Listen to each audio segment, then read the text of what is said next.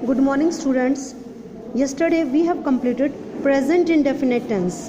आज बेटा हम करने जा रहे हैं past indefinite tense. कौन सा बेटा? past indefinite tense. अब देखो जो past indefinite tense है, कौन सा टेंस है ये? past indefinite tense, right? अब ये है टाइप किसकी है? इंडेफिनिट की, है ना? अब देखो सबसे पहले तो हमने आपको बताया था कि हर कोई भी टेंस होगा उसके कितने केसेस होंगे? 3. कितने केसेस होंगे? 3. अब हम फर्स्ट केस ले रहे हैं बेटा, सिंपल केस. कौन सा केस ले रहे हैं? Simple case. ठीक है. इससे पहले मैं एक चीज़ और बता दूं आपको. जैसे हमने उसकी पहचान की थी, उसमें क्या था? ता है, ते है, ती है, ये आता है ना? तो हमने प्रेजेंट इंडेफिनिट टेंस बताया था. अब हमने पहले आपको बताया कि जो हम पास्ट इंडेफिनिट टेंस करने जा रहे हैं उसकी पहचान क्या है, उसके हम क्या कर रहे हैं? पहचान. अब देखो इसकी पहचान के लिए हम क्या कहेंगे? जिस वाक्य के अंत में ता था, ते थे या ती थी आता है, ता था, ते थे या ती थी आता है, या तो ये तीनों अक्षर हों या फिर क्या हो बेटा? आ, ए और ई. इस चीज़ को बेटा ध्यान से समझना. आ, ए और ई, छोटी ई या बड़ी ई, ठीक है? तो वो क्या कहलाएगा? Past indefinite tense, right? अब मैंने आपको बताया कि पास्ट इंडेफिनिट की पहचान क्या होती है. आप अपनी बुक में ऐसे लिखेंगे पास्ट इंडेफिनिट, उसकी पहचान ये होती है. अब उसके कितने केसेस होते हैं? 3 केसेस. सबसे पहले मैं फर्स्ट केस ले रही हूँ, ठीक है? तो अब फर्स्ट केस के अब रूल्स हम कर रहे हैं. क्या कर रहे हैं हम? रूल्स फर्स्ट केस के.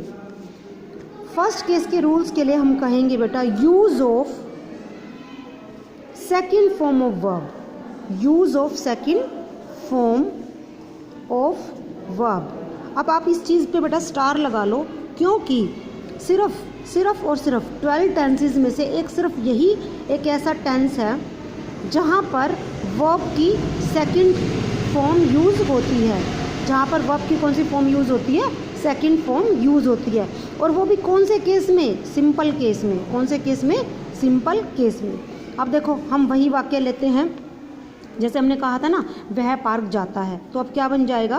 वह पार्क जाता था. पार्क जाता था, राइट? तो अब ये वाला सेंटेंस आपके पास आया है. तो देखो मैंने आपको बताया था use of second form of verb. अब जो सेकंड फॉर्म ऑफ वर्ब आएगी वो आएगी सिंगुलर के साथ और फिर प्लूरल के साथ भी, क्योंकि अब आप आगे ये भी तो रहेगा ना, सिंगुलर के साथ आए, प्लूरल के साथ आए, है ना? तो ये आपके साथ आएगी सिंगुलर के साथ और प्लूरल के साथ. ये आपने ब्रैकेट में ये सब चीज़ें लिखनी है. अब देखो हम इसको कैसे बनाएंगे. ही, अब देखो जाना की इंग्लिश क्या थी? गो. अब इसकी सेकंड फॉर्म क्या आ जाएगी? Went. He went to park. He went to park. आ गया ना समझ में? उसके बाद देखो हम जो करने जा रहे हैं सेकंड, वे पार्क गए. वे पार्क गए. यहाँ पर ए वर्ड आ गया ना, तो देखो ये भी सेम तरीके से बनेगा. अब वे की इंग्लिश क्या होती है? दे. अब वही सेकंड फॉर्म हम लगाएंगे, they went to park. They went to park. अब जो ये मैंने 2 केस कौन से लिए बेटा? ये सिंगुलर का भी केस लिया और प्लूरल का भी केस लिया. ये इसलिए केस लिया बेटा आपको बताने के लिए, चाहे सिंगुलर हो चाहे प्लूरल हो, दोनों में वर्ब की कौन सी फॉर्म आएगी? सेकंड. ठीक है. इस सेंटेंस को हम कैसे लिख सकते थे? वह पार्क गया.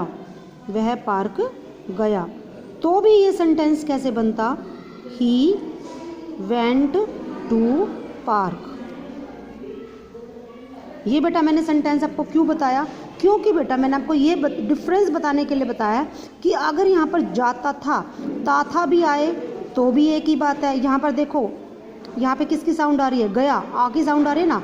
अगर दोनों में से आ शब्द आए, खाली आ, ठीक है, तो भी क्या बन जाएगा? ये पास्ट इंडेफिनिट टेंस का केस बनेगा. देखो मैंने आपको बताया था ना, ता था, ते थे, ती थी, या फिर क्या आएगा? आ, ए, ई. दोनों में से एक ही बात है.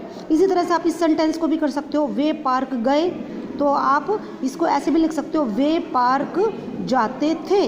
ठीक है, ता था आ गया, तो भी सेंटेंस का की जो ट्रांसलेशन होगी वो भी ऐसे ही होगी. आई होप बेटा आपको ये चीज़ क्लियर हो गई है. अब बेटा हमने सेकंड केस करना है। हमने क्या केस करना है? Second case. अब आपको पता था सेकंड केस कौन सा होता है? नेगेटिव केस, है ना, नेगेटिव सेंटेंस। अब इसका रूल क्या है देखो, यहाँ पर use of first form of verb, use of first form of verb. बेटा कंफ्यूज मत होना कि जो इनडेफिनेट टेंस है, इनडेफिनेट टेंस है, हर एक जगह इनडेफिनेट, चाहे प्रेजेंट हो, चाहे पास्ट हो, चाहे फ्यूचर हो, उसमें वर्ब की फर्स्ट फॉर्म होगी यूज़। सिर्फ और सिर्फ सिंपल केस को छोड़ के वहाँ पर सिर्फ सेकंड फॉर्म यूज़ होगी और बाकी पूरे प्रेजेंट टेंस में वर्ब की फर्स्ट फॉर्म यूज़ होगी। अब देखो हमने उसमें यूज़ किया था डज नॉट और डिड नॉट। अब यहाँ पर सिर्फ हम एक ही चीज़ यूज़ करेंगे, डिड नॉट। क्या यूज़ करेंगे? Did not. और वो भी किसके साथ? सिंगुलर के साथ भी और प्लूरल के साथ भी, ठीक है, सिंगुलर के साथ भी और प्लूरल के साथ भी आपने ये यूज़ करना। अब इसका सेंटेंस हम कैसे बनाएंगे? देखो क्या बनेगा?